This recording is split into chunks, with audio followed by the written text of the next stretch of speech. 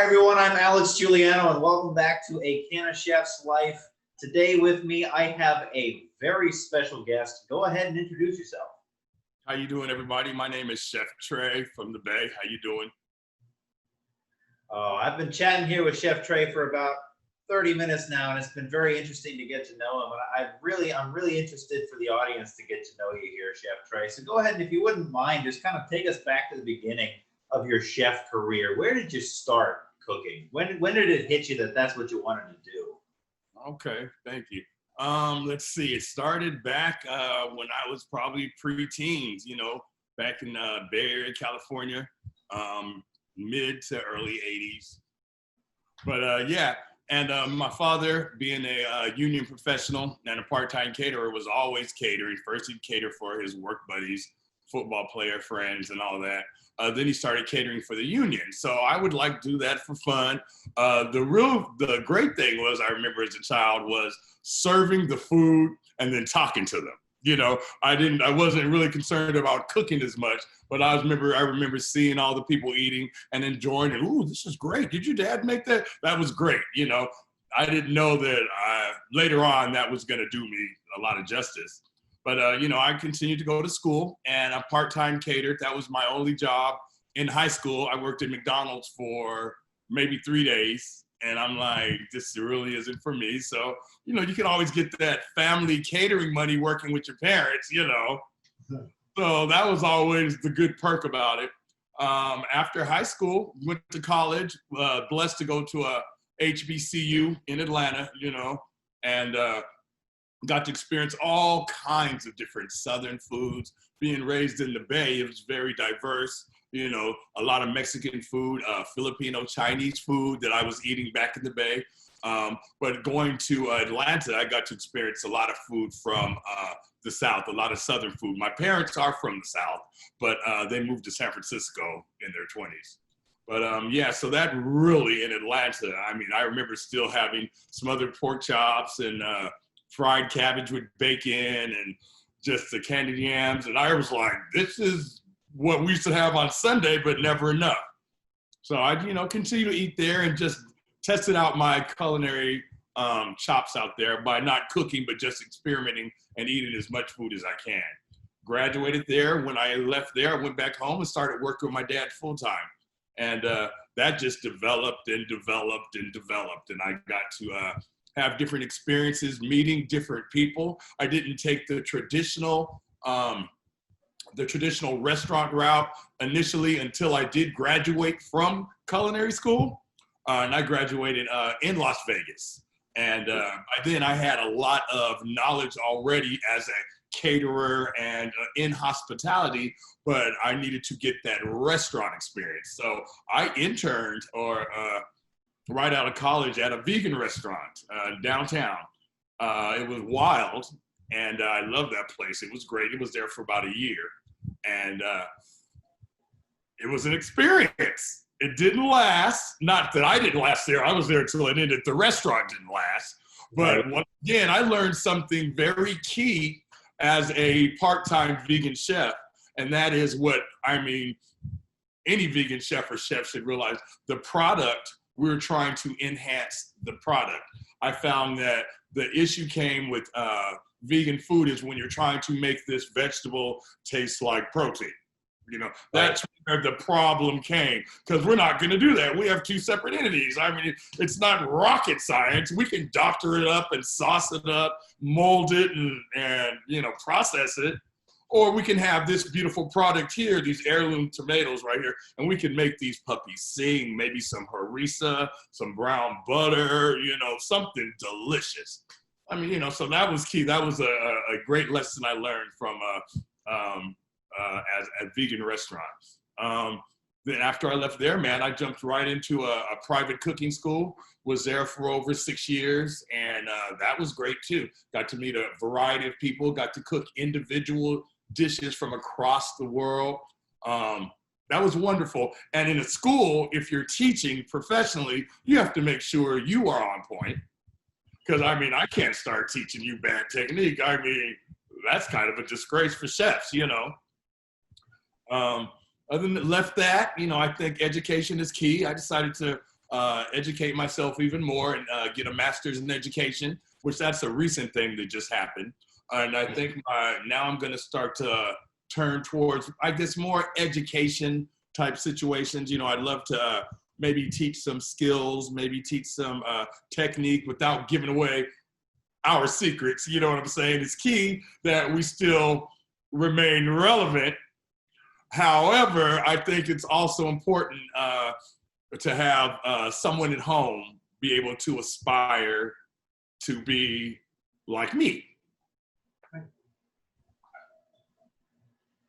That's so awesome. I gotta say, it's almost serendipitous having met you through the union here, because one of the projects that I work on that I own is the CannaChefUniversity.com. Nice. And I'm actually building an online education platform for chefs who cook with cannabis. The idea being, personally, I think education should be free. Mm-hmm. I don't think it's the government's responsibility to provide that freedom, though. I think it's me as the educator's responsibility to provide that and find another way to monetize that information, if that makes sense. I agree with that 100%. And not just because I'm still paying for my student loan. Well, it's like, because I want to make these courses available for free, but understandably, there has to be some form of monetization so that the teachers of this information get compensated well. Oh, the idea behind it for me is that I want to make a certification course, so they pay to take the certification exam.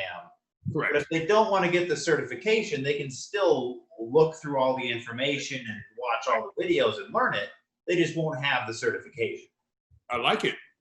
So the information is free. It's the certification that costs money, so that I can then compensate the teachers. Because I mean, personally, I'm not a chef. I'm a technology guy.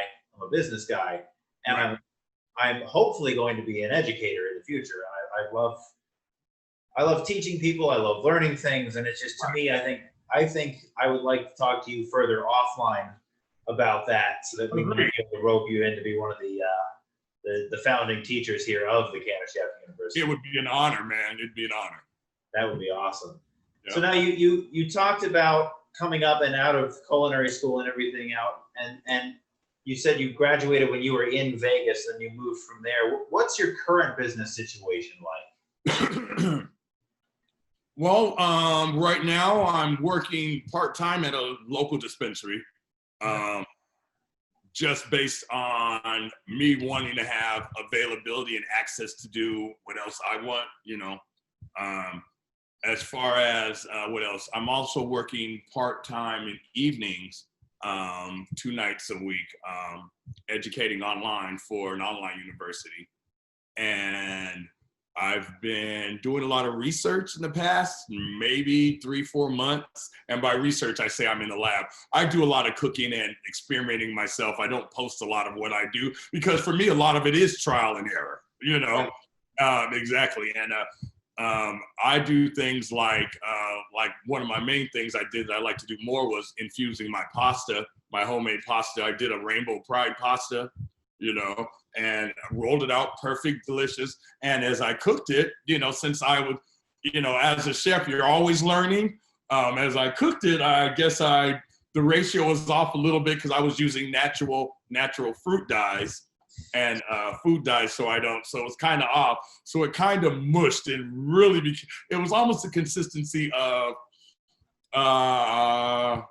lumpy mashed potatoes. It was terrible, man. It was terrible. And I can say that because because it was trial and error. That was some of the most beautiful pasta I'd ever seen, I'd ever made. I mean, I'm like, yeah, this is gonna be nice and toothsome. Man, I put it in the water and it just disintegrated. Oh, that's so sad. It's so hard. It's heartbreaking. It was, so I said, but those are those things that, I mean, are priceless. But back to your question, you said, what was my, where am I right now business-wise, you mean? Yeah, essentially, where are you at with your chef career? What are you doing to further that, or where do you sit currently? Is it on hiatus? Are you actively pursuing? Right now, I wouldn't say I'm on hiatus. I was maybe about 3 or 4 months ago. I've got a couple of inquiries, maybe 4, and the irony was they were all asking me to travel. Trout, yeah. And, you know, I have, at the time, a couple months ago, it was a little more, what are we doing? What's happening? You know, I have a elderly mother out here. I have a partner that's significantly older than me as well, plus grandchildren that are around that I'm raising, you know, consummate family man, you know, which, you know, is all fine, but I have to make sure that they're safe, you Right. know. And that's what that was about. You know, working in a dispensary, I'm seeing all kinds of people all the time. We're definitely 6 feet apart and wearing masks and everything like that. It's a medical dispensary, so it's definitely like that. I've been missing out on a lot of industry experiences that's been happening, especially in the past 2 or 3 months, consciously, just because, you know, I'm not sure, but I think towards the new year, I'm going to, how do I say this? I'm going to readjust through the holidays and come out through the new year probably full speed ahead. What that is right now, I don't exactly know.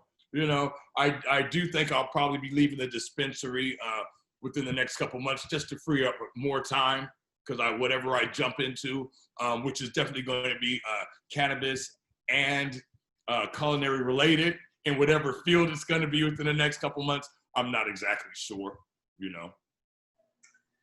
So on that topic, because I noticed you said about leaving the dispensary, out of curiosity, what kind of edibles does your dispensary sell, and who do they have cook those? Edibles. We have a few edibles. You mean specific cultivators? You're asking names? No, you don't have to say names. Just the type of edibles, like gummies, Oh, candy. You know, we definitely have vanilla. gummies. We have gummies. We have a few hard candies, lozenges. What else? A few pastries, brownies, fruit cereal treats. What else? What I like are the dried fruit, you know, chocolate covered almonds. A lot of beverages. What I'm drinking right now, this right here, this grapefruit rosemary, right? That's off the hook, man. It's a tonic water. It's a 1 to 2. You know, Nice. yeah, it's pretty good. Very nice. Just tonic. I just slam it down. I mean, they have a few. I would definitely love to see a lot more, you know, variety. I mean, real talk. You can go on the street and call your boy and they bring out all the stuff, you know what I'm saying? And none of that stuff, none of those flavors, none of those items are even remotely, chocolate bars, but you know, they're not remotely interesting to me. Right. Not Right. at all.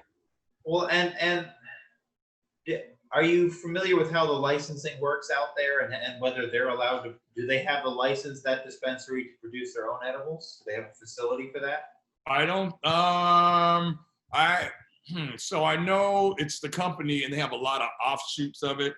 And this offshoot of the company produces this edible and this one does that. But as far as like my store does not produce, but it's all related. Okay. Have you thought about producing edibles for said related corporations so that it'll funnel into the dispensary itself? Yes and no, and yes and no, and yes and no. I mean, from my earliest career, you know, when I first started cooking with butter in the crock pot, experimenting. I mean, I wasn't even decarbonated back in like 85, and I just swore. I mean, I wasn't getting high, I don't think. I was getting stomach, and I probably was. I don't know. I was 16, but I was sure putting weed and butter in a crock pot and was just doing it. And with that butter, I was making brownies because that's all I knew. Oh, and then you have to chop up that weed and put it in the brownie too, right? Because you can't get it. Yeah, that was my 1985 at the age of 16 brownie. I mean, yeah. But they don't have any of that stuff. I've seen some good ones. I don't have a sweet tooth generally, so that's never really been my thing. I've always been a savory chef. But from that time on to right now, everybody's like, Chef Trey, Chef Trey. I'm like, I can make a dessert better than I can make a pastry. You know, I could make a bomb basil ice cream or a clafouti or Dutch chocolate creme brulee. But a lot of that doesn't necessarily translate to an edible. Very true. And one of the things that I think, and I appreciate you saying you're more of a savory chef, because A lot of things that I think get overlooked is everyone wants to cram it into something sweet, but it's really cannabis is more of a savory flavor. It blends a lot better with a savory dish. I Like agree. you put it in an Alfredo sauce, you put it in like a Cajun spice or a jambalaya or something, 100%. something that really needs that earthiness. Like Exactly. I mean, like my something my special. favorite. Exactly. My favorite mix right now is my jerk rub with the Durban poison terpene. Oh, Oh my gosh. I mean, with my little mango salsa on top, they just harmonize. It just bloop, bloop, bloop, bloop, bloop, and bloop. where do you get your terpenes from? Out of curiosity. True terpenes. Your Shout terpenes, out. nice, Uh, nice. They're one of our sponsors. Have you applied for them yet? I haven't applied, and of course, shout out to Brooksy for that true terpene Durban poison. I need to, man. I need to. And then I have a friend that came by the other day and he was like, look what I got, chef. And I was like, what is that? And I was like, oh, and it was clementine terpene. I was like, Oh, where the hell are you getting this shit from? He's like, I don't know. He's like, taste it. I'm like, yeah, yeah. Why don't you just squirt it in your mouth? What are you doing with this? So I'm getting ready to pimp. I'm getting ready to discuss things with him and get some things. Yeah. But yes, I need to apply for that two terpenes. Yeah. I love them. I love them. I love the effects. phenomenal. I mean, Phenomenal. I'm really big with the flavors, you know, and I mean, I have rubs. I'm working on this jerky. I mean, there's a lot of things, you know. Well, that actually jerk. Now, see, there's something. Jerky translates well into an edible. Have you thought about doing an infused jerky and getting that on the shelf in your dispensary? I mean, that's like that right there. It's if I'm assuming there's not already one on the shelf there. I already know chefs who do that, so I know it's possible. But It's definitely possible. I've done it before. Just recently done some with the CBD, which I'm finding really hard to extract. In that, I mean, I'm finding it really hard. It kind of sucks. I'm struggling. But yeah, I'm thinking about getting this dehydrator, and because I've been using our dried fruit from the dispensary. We had dried mango, dried kiwi, pineapple, and papaya. And I was getting that, and I've been dicing that, grabbing it with our chocolate-covered almond, and making like a trail mix for my partner, you know, microdose. I've been doing that. And I'm like, why am I doing that? All I gotta do is dry. I mean, because I make my own honey, I can glaze it, slice it, dry it, package it, eat it. I mean, I have all these ideas. I mean, I guess I'm more of a, you know, me and my boy, me and my, you know, haven't really thought about taking it huge. right. I mean, I'm listening, I'm thinking, you know, I'm thinking. Especially if you already work at a dispensary, particularly one that's connected with any sort of licensed kitchen. If you just like, you know, if you've got a couple of nice, sexy pictures on Instagram or something you can bring in and show them and really wow them, or samples are good.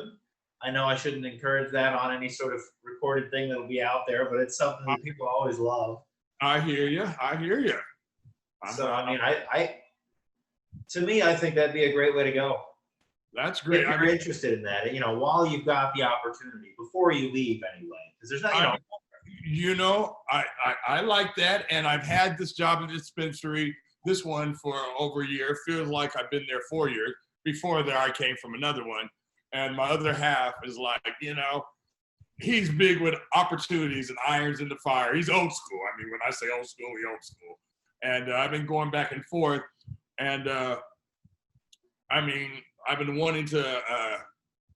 I think it's a good idea to keep this the dispensary open. Just keep it alive a little bit and see what other opportunities come on. I'm thinking so.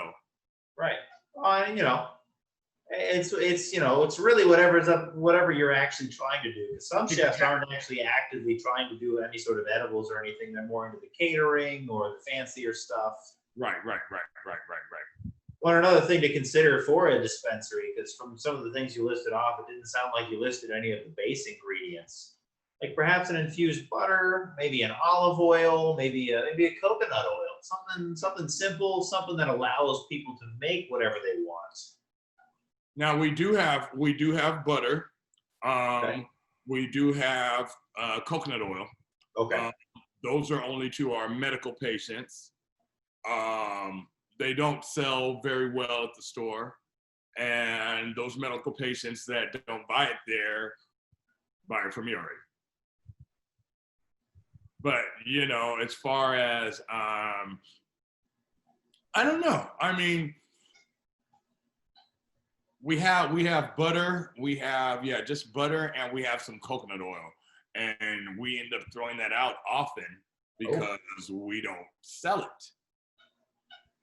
And when I talk to a patient that comes in and I'm talking to them, I'm like, why not this? You know, because we're focusing really big on the medical aspect of the THC and CBD at my job.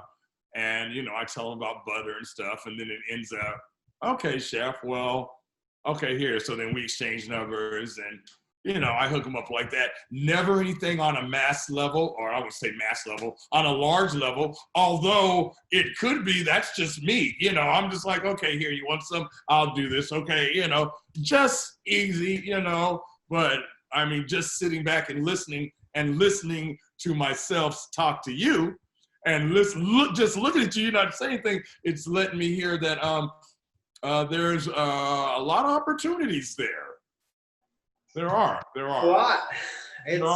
It's quite impressive what happens when you get an outsider's perspective. Because again, I'm not a chef. I'm more technology than cannabis, really, than anything. So, I've had several conversations with chefs where it's almost them working it. I kind of throw an idea out there, and then they kind of just iterate off of it, and I just sit there silently until they finally arrive at where they really wanted to be anyway. Very nice. Hey, that's a gift. That's a gift. It's kind of nice. So then, in regards to cannabis with the cooking, have you done? I know you come from a catering background. Have you done very many private cannabis infused parties or anything like that at all? Most definitely. That was my bread and butter initially. That's pretty much what I excel in. Parties generally between 2 and 8 is what I would excel in, and it would be 5 courses, you know, high end, you know, yeah, silverware, all that, maybe a cocktail or two, you know, and it would usually be in their home or whatever they provided. And that, you know, that's what I excelled at, you know. Any more than 10, I would just have to adjust my layout a little, which I could. I mean, I can do up to 60 myself. I have, you know. It's just not it would have to be right, because for 50 people with my vision that I'm trying to do, 5 courses and doing all that, it gets expensive, man. You know, it gets expensive, you know. And before COVID happened, you know, there were quite a few. There were a few families and couples and out-of-towners that would come in that would pay me enough to be good so I can get through this one. This is for this month in January. And that's wonderful to get paid once a month when you can, you know what I'm saying? That was great. So maybe got a little spoiled on that. Things have changed. I've changed, you know, my view has changed, and how I want to approach cooking coming up in 2021. I think that's really key. That's something I'm going to be looking at real soon. My partner of 22 years is going to retire. So that's going to switch up a whole home dynamic. You know, something's telling me I might want to go back out there and work another 60 hours. No, I'm not doing that.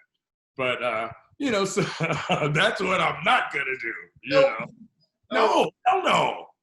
Man. It's been far too long working to not do that. Dude, you know what I'm saying? And I look around, and if I'm going to compare my life right now to over here, then man, I didn't make it, or I'm never going to be, you know, I haven't gotten to where I want to be at this age. But that's just a setup for me. You know what I'm saying? What I can look at right now is I'm still moving, and I think I'm happy. You know what I'm saying? That's good. So to be happy and to be moving forward, I mean, I think I'm in one of the best spots right now to be making moves, to be making changes. You know, I think I'm right at the crux, catalyst, if you will, you know? Okay. So, yeah. Nice. So then, I know we just talked, you were already looking forward to 2021. Sorry to bring it a little bit back. So with the whole COVID thing, with what you were doing, so essentially, did it bring you entirely to a halt, or was there a continuation of any sort of business at all with the cannabis catering? It did bring me to a halt initially, but then all of a sudden it was almost like, okay, Chef Trey, can you do this? Can you make that? And it wasn't just all, can you fly out of town? A lot of my friends were like, Chef, when are you going to get into meal prep? But they've been asking me for a whole year because, of course, I bring dishes to work all the time, uninfused, of course. You know, and they're like, oh, bring those samosas and bring that rice and bring all the time. So they're asking me to do that. And I was not really into doing the meal prep right now. But the main thing is I was not trying to be around a lot of people. Not so much that I was afraid of what they were going to do, but because I was afraid of who they were around. I don't know what you're doing. You know what I'm saying? Really. I mean, if one more cousin of mine 3 months ago coming from the Bay Area or coming from LA, we're going to come to Vegas and come stay with you, Trey. I'm like, dude, no, you're not. You're in a cesspool. I don't know if it's real. I don't know if it's not real. I know Aunt so-and-so over there just passed. You know, cousin so-and-so died. So it's a real disease, you know. It's actually real, and I just, you know, you can't always rely on people to take care of you like you can take care of yourself. Yes. So, you know, but I've also come now, had a talk with my family, because like I said, family is key. And I'm looking around. I've been working all this time at the dispensary as an essential worker, you know, and we have rules, man. And there are 6 feet, wash your hands, yada, yada, yada. So I understand that. But there's a comfort level that we're going to have if we're going to maintain or continue our livelihood, you know. I'm a little bit more comfortable in how I'm dealing with people. I don't trust people anymore to be, you know, not out there kissing and grouping and stuff, but how I'm restructuring my stuff is, you know, let's say, for example, during my tasting, if we're doing a vape tasting, after this dish is passed, you know, it's definitely going to be added in the thing, because maybe if I was gonna do one vape for 2 people, now everyone has to, so now costs have to rise up. So, you know, you have to make sure that you have to give the same experience, man, because it's all about experience to me. I mean, it's experience number 1, and at a nice 1.0001 is the food, because there's been many a time I've had mediocre food and had a very good experience, and you're getting a 10. There's never been a time when I've had excellent food and had a bad experience and I gave you a 10. I'll give you a 9.9, but you've never gotten 10. So it's a whole, you know, that's how I view it, man. It's gonna need to do what I want to do. It's gonna need some readjusting, definitely. Game elevation, I think, because I think to give the customer coming up the great experience, you're going to have to make sure that you have your great products and you know what you're talking about. You know, I'm not trying to crank out this Friday and crank out this Friday. That's not who I am as a person. That's not who I am as a chef. But I sure would love to crank out this Friday night, and then maybe next month on that Friday, you'll remember we'll do something different, and maybe, you know, a little more exclusivity, I guess, you know. So then, if you were to give advice to a chef who is just now starting, let's say, you know, I guess technically in COVID still, what advice would you give them? I mean, whatever advice I'm going to give right now is coming from after living it, you know what I'm saying? Because, you know, and that would be try to remain humble. I know we have some good chefs out there, man. There's some cats out there that are doing it and are just slaying it. Food, presentation, all that. Remain humble. You know, just remain humble. And a lot of them are. You know, a lot of chefs are, but remain humble, remain teachable, you know. If you can get an education formally or through experience, get it. Get in there. Get in there, get that experience, get your hands dirty. I mean, if I come across like a princess now, that's because they've been dirty for a long time. You know what I'm saying? I believe right now I'm able to sit back and enjoy myself. But I think it's very key to just get that knowledge, man. Knowledge and a camaraderie too amongst other chefs. I grew up, it was very cutthroat. I still think it is still very cutthroat. I'm not in that situation, but a lot of chefs weren't showing each other love, I appreciate the love. I love showing love. I mean, my whole thing is, okay, you're doing that. Okay, I'm doing this. Okay, in my mind, you can't do it better than I can. You know what I'm saying? That's my mind. You can't do it better than mine. So yeah, you want this recipe? Yeah. I mean, I'm not saying we're doing all that, but I'm just saying, just keep it in perspective, man. Up your game. If I have no issue sharing my recipes. I mean, definitely, of course, it's going to be -2. I'm not an idiot. But I know my shit is fire, and I feel good within myself spreading that knowledge. If I can get paid doing that, maybe a little notoriety and money for other people involved, that would be wonderful, So once again, I guess education, remain humble, surround yourself with good people, keep your morals, man. Family is first still, remember, if you don't have a family, make your tribe your family, Shout out to the LGBTQIA. Yes, sir. Nice. Well, and that's actually it's very important to have a good, strong support network, because no matter what career you go into, I feel like they do such a terrible job preparing people for life. They have this sugar-coated, even in I'm sure, because I went to private schooling. I know people who went to public schooling and were in private school, went to public school. And it really didn't seem to matter whether you were in public schooling or private schooling. When you hit what the real world was, you were still very ill prepared. Exactly. And if you don't have a strong support network, that's when you fall into hard drugs. That's when you fall into deep depression. That's when you lose sight of what your original goals were. And that's when it really, really dives off deeply. And it's just so incredibly important to have a strong support network and a group behind you. It really is, whether it's personal, whether it's your actual family or a group of friends or a group of business partners, or in my case, a group of chefs that I'm lucky enough to interview. It's extremely important that everyone we've been conditioned so much lately to hate people that we don't even know. Exactly, man. To hate without knowing. And it's just, that's really the problem. We just need to support and love one another, no matter what they're doing, no matter what they're pursuing. I mean, obviously, if they're harming people, that's a problem. But agreed. Like, most of us are not doing that. We need to be more supportive and more loving of each other. I'm glad you touched on that. It's a very important topic. It's a challenge. It's a challenge, man. It's a challenge. Like I said before, I'm raising my grandson, my oldest one.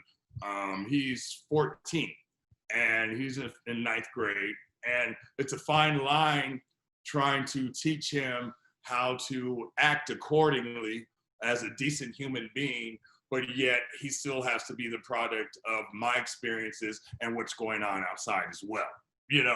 So with that being said, I mean, all these things, I'm really big on family. Love on your loved ones, man. Love on them. Teach them what you think is right. Teach them love. Because honestly, without sounding like any type of PSA, I come from the Bay Area. There's Oakland. There's Hunters Point in San Francisco. There's some tough parts in Vallejo, that I've seen gunshots and all that, East Palo Alto, all that. And there's always that possibility, even before all this is happening now, that my grandson will walk outside and not come back. You know what I'm saying? So nothing has changed, except I think that a lot of people are showing who they are. And as people are showing they are, I'm just telling my family and the people that I talk to, love on your loved ones. Just like we said, whether they're your blood family, your work friends, your tribe, your boys, your girls. Love on the people around you, man. And you got to eat. You got to eat. Oh, that's great. So towards the end here, I like to ask a somewhat selfish question on my part, and it's, as one of the owners of the union, what could we be doing better to help you with your career or to help you with your exposure?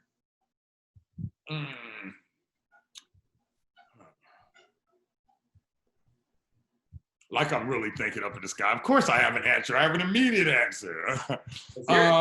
Return my damn text, man. No, but see, but what I do realize is, you know, and you'll hear me talking this all the time, and I probably sound like a broken record or something. I refer my age to my age a lot because, number one, I blinked and I woke up and I was like 50 and shit. I literally blinked. I'm like, what the fuck? Excuse my language. And then the second thing is that I'm not the same person. I don't have the same mindset or thought processes that I had in my 20s and 30s. I was a knucklehead.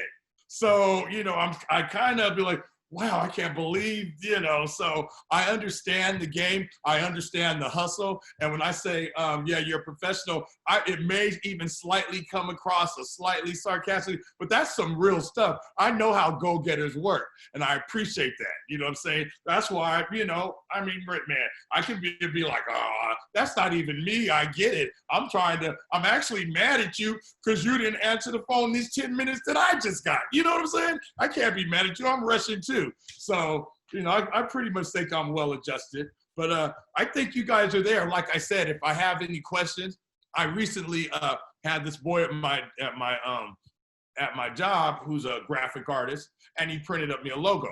Now, I know I had options and opportunities to get a logo printed. He had it. I grabbed that. Not a problem. But I definitely know if I was going to get one, I would have hooked up with, you know, hooked up with the union and fought. Of course, I mean, that's what it's for.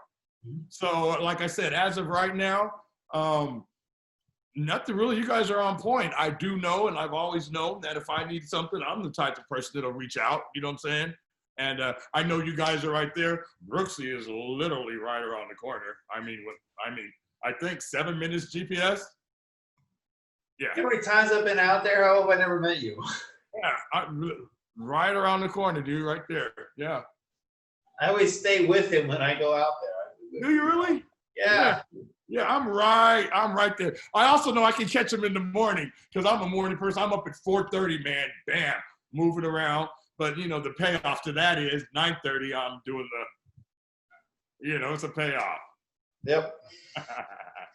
But no, I'm actually looking forward to getting out there and getting to some of these sessions and some of these events that we're having and stuff, some of these awards. I know I miss all that stuff. I was looking forward to going, but I said ultimately I decided not to because I would have been like, hey, can I get these tickets? Let's go. You know, that's not a problem. I don't have a problem asking. But yeah, I decided to pass on those. But you're ready to get back out there, my man. Maybe after the holidays. Yeah. You know? Well, at this point, we're already pretty much there. Jeez. Yeah, I know. October. Yeah. I got a birthday on Black Friday this year, so. I guess it's not even going to be a thing, I guess, most likely this year, is it? I made a joke. I was like, are we still calling it Black Friday? I don't know what we're calling it. I mean, you know, yeah, it's like less red Friday. Are they going to do? Exactly. I'm not even going to start. Yeah. Awesome. Well, look, Chef Trey, that's all the questions I had for you. Do you have any closing remarks or anything? Closing remarks, man. I'd just like to say I appreciate you having me on today, man. I really do. You know, talk about myself. Feel really comfortable. Just wanted to say, if anyone is seeing this, you know, hit me up, Chef Trey. You know, if you have any questions, I was really big at answering questions. Do some consulting. You know, we can discuss things later. They used to call me Push a Tray in California because my line was always, first one's free. You know what I'm saying? Come over to Chef Trey's house. I'll make you a bomb pasta dinner, you know, working on this vegetarian gumbo, which is going to be hard, you know. Whoa. Yeah, we'll see. Whoa. We'll see. One love to everybody. You know, that dad made me forget what I was gonna say. That's my signature, man. Gumbo, boy. I can't wait to make it for somebody soon. I need to make that, boy. I got several twists on that. I'll tell you what, I'll fly out there for it because gumbo is one of my favorites. Oh, done. You got it. Oh. I'll even have my EpiPen because you know Chef Trey's allergic to shellfish. Oh shit. Yeah. Oh shit. So how does that work? How do you cook? So you can handle it hand-wise, but you can't eat it. Is that it? Like you can touch it, or I can handle it only with gloves because a lot of them have thorns, lobsters and crabs, you know, and I can cook it in well-ventilated area. But someone recently at the dispensary brought some ceviche or something, shrimp ceviche, and they nuked it in the microwave, and all the steam was coming up. And no BS, man. I started getting a little choky in the throat. But generally, man, you know, I keep the EpiPen on the side. It's no harm, no loss. I'll risk my life for you, my brother. Well, I appreciate it. I'm not necessarily going to ask you to do that, but if you're willing to do it, I'd be more than happy to eat it. It makes it taste better, dude. It makes it taste much better because you know what I went through. Oh, well, thank you so much, Chef Trey. It's been a pleasure to have you. I really appreciate your time tonight. And if you'd like, I'd really like to get a follow-up interview with you probably in the next 6 to 12 months, just so we can catch up with where you've come since now. Hopefully we can get a good post-COVID interview because, of course, you know, hopefully most people's businesses are going to be taking off a lot more next year and being able to get in people's homes. Agreed. Thank you for having me, my man. It's a pleasure to meet you, man. Looking forward to meeting you in person, too. Oh, absolutely. It's going to be exciting. Well, hopefully we'll see you soon here. Thank you so much. Yes, sir. You be safe out there. You too. Bye-bye. All right, everybody. Thank you so much for watching that episode of A CannaChef's Life. I'm your host, Alex Giuliano. For more information about the CannaChef Union, please visit us at ccunion.org. That's ccunion.org.